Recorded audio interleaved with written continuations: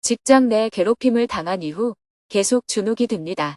2024년 6월 7일 6.13 만인대법회 준비, 중림정사 답사, 부문 큰 스님 친견.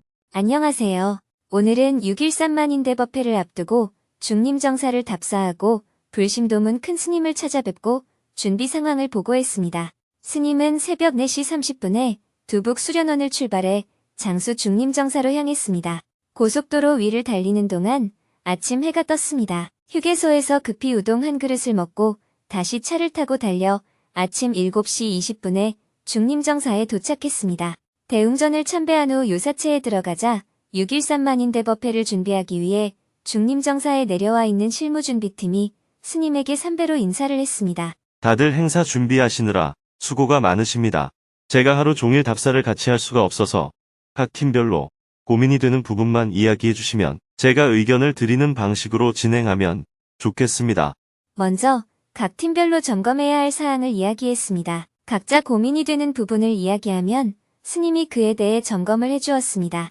행사 당일 날씨가 뙤약볕이 강한데 내빈석의 위치를 어떻게 할지, 내빈들의 점심 식사 장소를 어떻게 할지, 내빈들이 도착하면 접대를 어떻게 할지 여러 가지 점검 사항이 많았습니다. 모임을 마치며 스님이 행사 준비를 할 때 어떤 관점을 가져야 하는지 강조했습니다. 버스가 주차하면 대중들이 버스에서 내려서 자리에 앉을 때까지 어느 통로를 통해서 가게 되는지 준비팀이 직접 걸어보고 몇 분이 소요되는지 다 확인을 해봐야 합니다. 현장에 답사를 온 이유는 그런 걸 확인해 보려고 하는 거예요.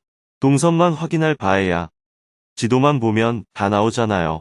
도착했을 때는 얼마나 걸리고 귀가할 때는 얼마나 걸리고 맨 앞에 선 사람은 얼마나 걸리고 맨 뒤에 선 사람은 얼마나 걸리고 조금 빨리 걸으면 얼마나 걸리고 조금 천천히 걸으면 얼마나 걸리고 이런 걸 다 체크해 봐야 합니다.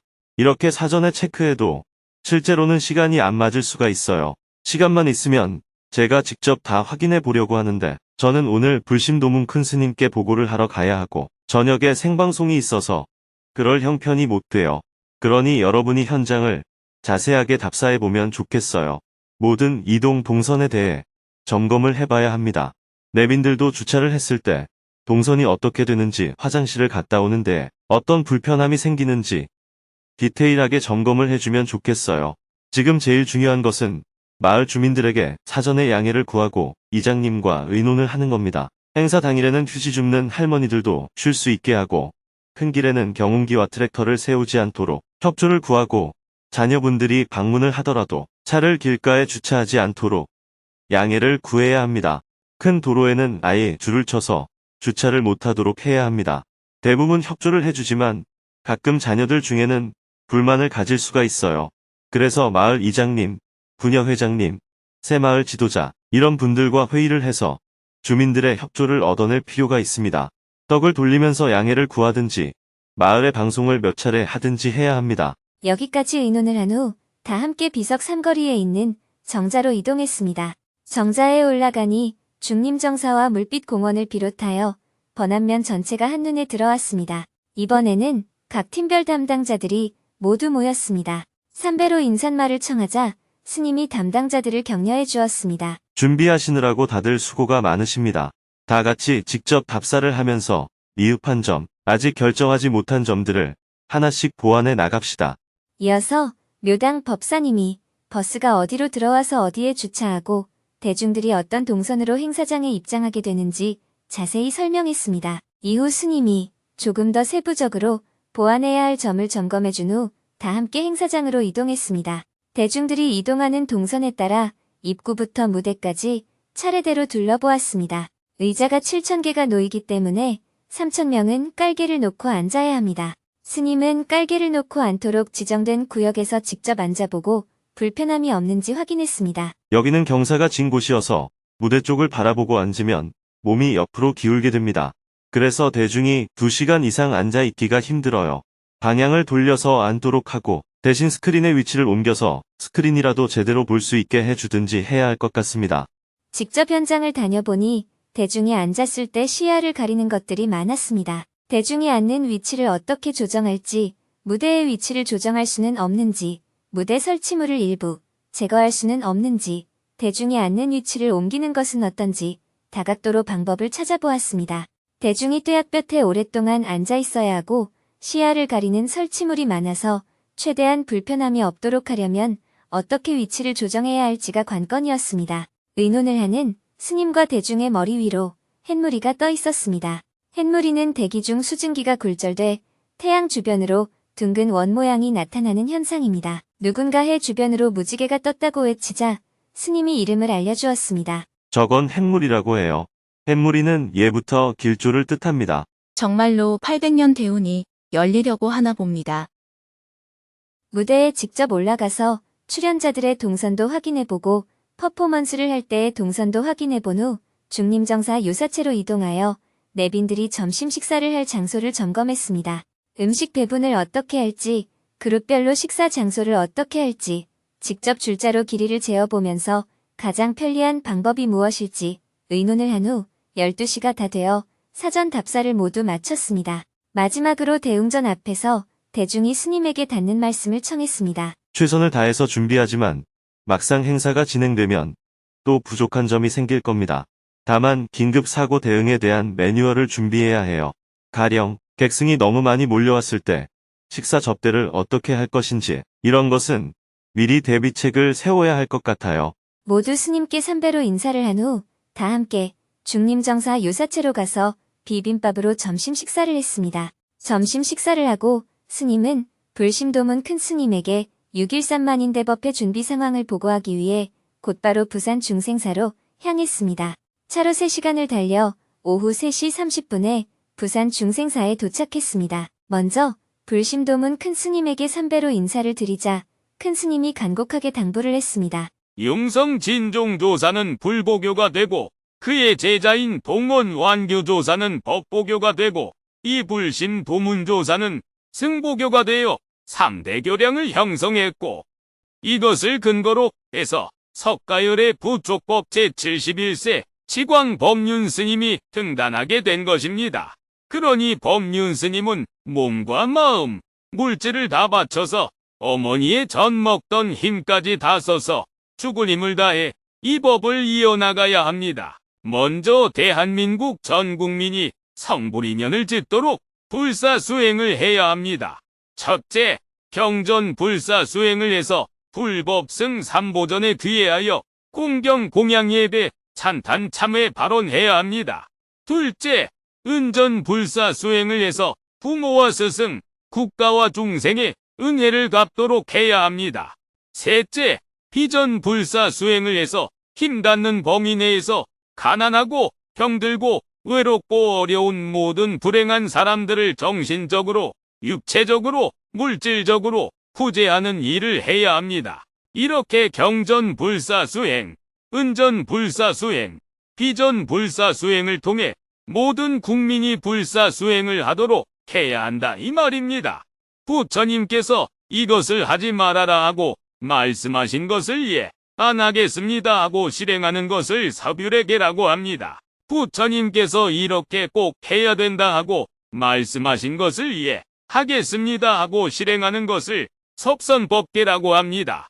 나도 좋고 너도 좋고 중생도 좋고 모두가 좋도록 하는 생활을 실천하는 것을 섭중생계라고 합니다. 이 세 가지를 삼치정계라고 해요. 삼치정계를 모든 국민이 따를 수 있게 해야 합니다.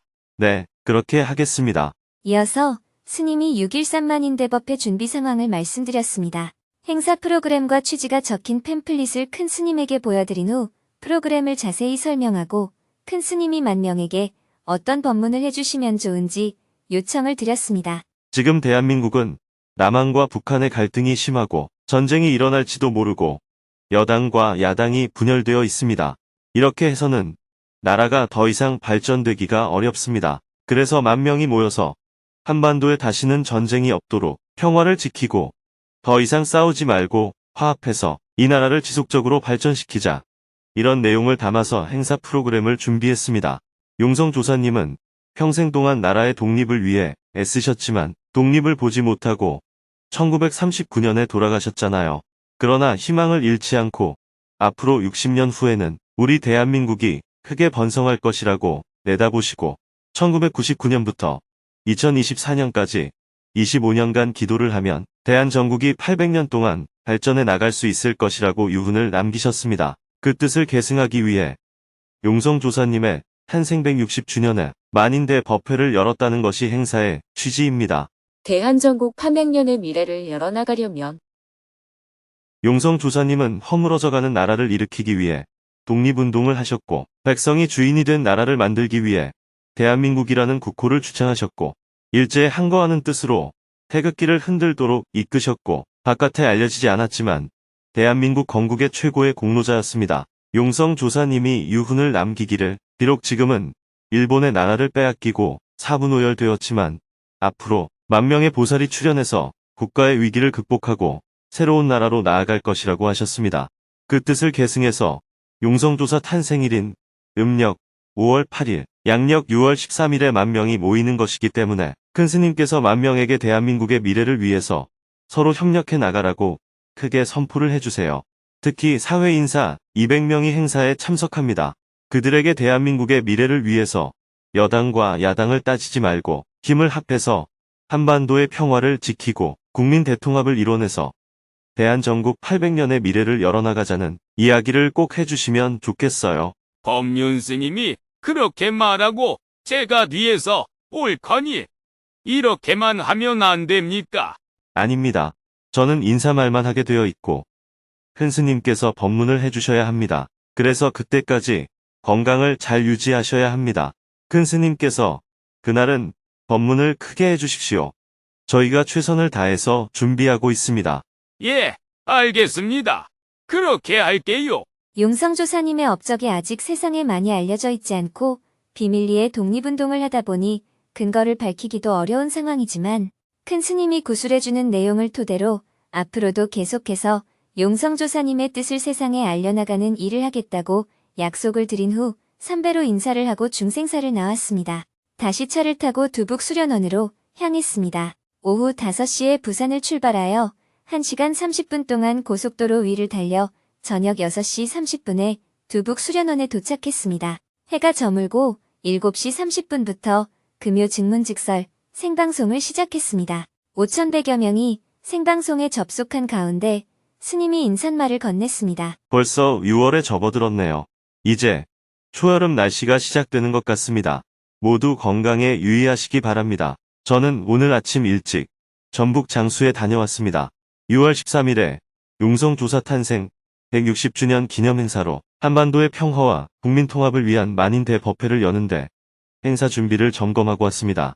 지금 두북 수련원이 있는 지역은 대부분 모내기가 끝났습니다. 저희는 이모작을 하느라 논에 밀을 심었는데요. 엊그제 밀을 모두 수확하고 논을 정리하고 있습니다.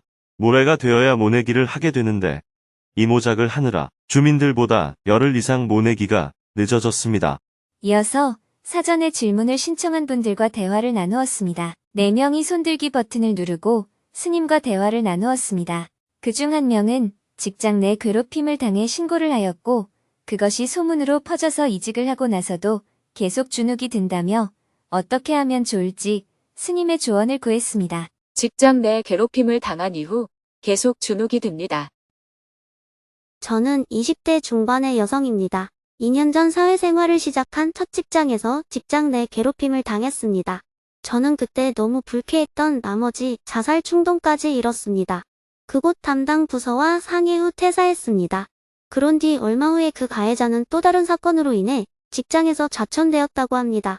저는 그분을 신고한 적도 없고 좌천 사유는 그분의 다른 일 때문으로 알고 있습니다. 하지만 지금 직장과 이전 직장에 저의 신고로 그분이 좌천되었다는 소문이 퍼졌습니다. 사실을 확인해보니 해당 부서에서 재상담건이 유출되었고 그게 와전되면서 소문이 퍼진 것이었습니다. 이 소문을 처음 알려주신 분은 현재 저의 부서장님입니다. 부서장님도 처음에는 이 소문을 믿고 제게 편견이 있었다고 합니다. 부서원들도 제 상황을 다 압니다. 하지만 저는 그런 소문이 퍼졌다는 사실을 알고 나서 사람들에게 계속 주눅이 듭니다. 또 지금 제가 근무하는 업계에서 어떻게 살아가야 할지 모르겠습니다. 제가 소문을 막을 수 없으며 사람들에게 일일이 해명할 수도 없다는 것을 압니다. 하지만 저는 다시 옮기고 싶은 직장이 있습니다. 이 소문으로 제가 이직하는데 방해가 될지 걱정스럽습니다. 어떻게 해야 할까요? 그런 일이 생기면 기분이 나쁠 수 있죠. 이해는 됩니다. 하지만 지금 질문자의 일은 별일 아닌 것 같습니다. 세상을 살다 보면 사람마다 때때로 여러 가지 오해를 받을 수 있어요. 사람마다 사연이 다를 뿐 누구나 오해를 받습니다. 그래서 별일이 아니에요. 질문자가 지금 그걸 별일이라고 생각한다면 그건 질문자가 민감해서 전전긍긍하는 것이라고 볼 수 있습니다. 질문자 본인의 문제이지 다른 사람들의 문제는 아닙니다. 내가 그들의 입에 오르내려 불편하거나 어떤 나쁜 소문이 퍼져서 불안하다면 그건 그 사람들의 문제가 아니라 질문자 본인의 문제로 보셔야 합니다. 질문자가 정신이 약하고 민감해서 그렇다고 봐야 해요.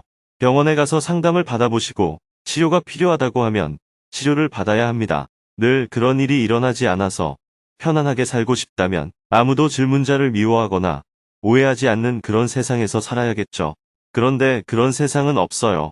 예를 들어 우리 몸이 건강하다는 것은 주변에 세균이 전혀 없다는 것을 의미하지 않습니다. 여러 세균이 있지만 내가 거기에 대한 면역력을 갖추어야 건강한 겁니다. 면역력은 내가 갖추는 것이고 무균 상태는 세상에 주어진 조건이에요. 내가 아무리 면역력이 있어도 주위가 너무 불결하다면 병에 걸릴 수 있습니다. 그래서 주변을 청결히 하는 것도 중요합니다. 하지만 그렇다고 주변을 100% 깨끗하게 할 수는 없습니다. 또한 세균이 없다고 해서 꼭 좋게 볼 수 없습니다. 세균이 적당히 있어서 거기에 한두 번 감염되면 면역력이 생깁니다. 면역력을 가져야 진정으로 건강하다고 할 수 있습니다. 물론 소문이나 비난, 욕설, 모함이 지나쳐서 범법 행위에 해당한다면 신고해서 개선을 해야 합니다. 하지만 그 정도가 아니라 적당한 수준이라면 이런 건 세상을 살면서 늘 있는 일이야. 기분이 좀 나쁘지만 금방 지나갈 거야 하고 가볍게 넘어가야 합니다. 그 정도는 되어야 건강한 상태라고 볼 수 있어요. 제가 보기에 질문자는 지금 면역력이 아직 없는 사람에 속하는 것 같아요. 질문자의 얘기를 들어보면 그 정도는 기분이 좀 나쁠 수는 있지만 웃으면서 넘어갈 만한 수준으로 보여요. 질문자는 어떤 괴롭힘을 당해 상담한 이력이 있고 또 그 내용이 유출되었어요. 그리고 그 가해자는 좌천되었죠. 이것만으로 사람들은 그 좌천에 대해 질문자 탓이라고 충분히 이야기할 수 있어요. 물론 그런 소문이 나지 않으면 좋겠죠. 하지만 이런 상황을 질문자가 개선할 수 있나요? 고소나 재판을 할 수도 없습니다. 인생을 살면서 이 정도는 감수하고 사는 겁니다. 억울해하고만 있을 일이 아니라 그냥 웃어넘길 일이에요. 또 설령 그런 얘기를 누군가가 한다면 그래요? 소문이 잘못된 것 같아요. 저는 제가 힘들어서 상담한 적은 있지만 그분을 고발한 적은 없어요. 이렇게 얘기하고 그냥 넘어가면 됩니다. 그러면 또 어떤 사람이 진짜 그랬나? 이렇게 따질 수도 있어요. 그럴 때 기분 나빠하지 말고 네, 그런 일이 있었어요. 넘어가면 됩니다. 그 사람에게 해명을 해서 나에게 도움이 될 게 없습니다. 한번 물으면 설명하지만 따지고 물으면 알아서 생각해. 이렇게 얘기하고 넘어가야 해요. 정신력이 약한 것은 나의 문제입니다. 왕따를 당했다고 받아들이는 것 자체가 가해한 사람도 문제지만 질문자가 그만큼 약하다는 거예요. 그 사람들을 내가 바꿀 수는 없기 때문에 그 사람들은 일단 놔두고 내가 해야 할 일은 첫째, 나부터 면역력을 좀 키워서 건강해지는 것입니다. 어지간한 욕설, 어지간한 비난, 어지간한 오해, 이 정도는 뭐 세상에 늘 있는 일이야. 이렇게 생각하면서 면역력을 키워야 합니다. 둘째, 사람들의 행동이 좀 지나쳐서 법에 어긋난다 싶으면 나를 위해서가 아니라 세상을 위해서 고소해야 합니다. 그런데 지금 질문자는 자기를 위해서나 겨우 고소할까? 세상을 위해서 고소할 수준은 아직 아니에요. 그러니 우선 그 정도는 뭐 괜찮아.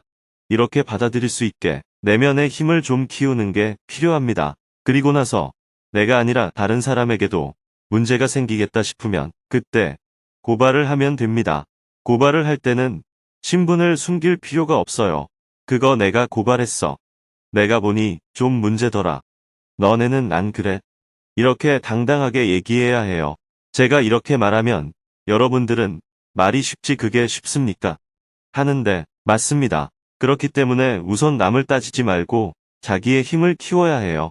질문자는 누가 조금만 비난하거나 조금만 오해해도 막 안절부절 못하잖아요. 왜냐하면 정신력이 아주 약하기 때문입니다.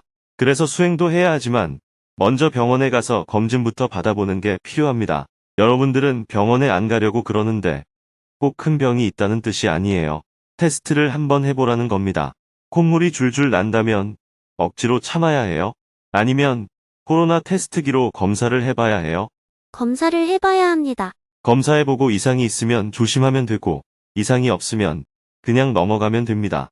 왜 그걸 안 하려고 하는지 모르겠어요. 병원에 가서 한번 상담하는데 큰 돈이 드는 것도 아니잖아요. 요즘 이런저런 소문을 들으니까 심리가 좀 불안한데 어떻습니까? 하고 물어보니 의사 선생님이 약을 3일 처방해 주면서 좀 쉬면 괜찮다고 하면 내가 조금 과민했다는 뜻입니다. 약을 한번 먹어보고 다시 오라고 하면 이는 내가 예민해서 생긴 문제라고 볼 수 있습니다. 의사가 괜찮다고 해서 아무 문제가 없다는 뜻이 아니에요. 누구나 다 이런 민감성이 있는데 병이라고 할 정도는 아니라는 뜻입니다. 그래서 스스로 면역력을 키워나가는 노력을 해야 합니다. 매일 절을 한다든지 불안할 때마다 알아차린다든지 행복학교에 다니면서 마음 나누기를 한번 해본다든지 이렇게 수행하면서 자기 치료를 해나가면 면역력이 점점 높아집니다. 수행은 의사한테 의존하는 것이 아니에요. 행복학교에 참가해서 서로 마음을 나누고 대화하는 과정에서 여러 이야기를 듣고 그래, 나만 그런 게 아니라 다 그렇구나 이렇게 느끼면서 스스로 치료해 나가는 것이 수행입니다. 결론은 별일 아니라는 겁니다. 그렇지만 병원 검진을 한번 받아봐야 해요. 만약 병이라고 하면 치료를 받고 괜찮다고 하면 한 3일 내지 일주일 동안 약을 먹고 끝내면 됩니다. 그런 다음에 혼자서 끙끙대지 말고 행복학교에 등록해서 한번 연습해 봅니다. 이렇게 하면서 극복해 보시면 좋겠습니다. 감사합니다.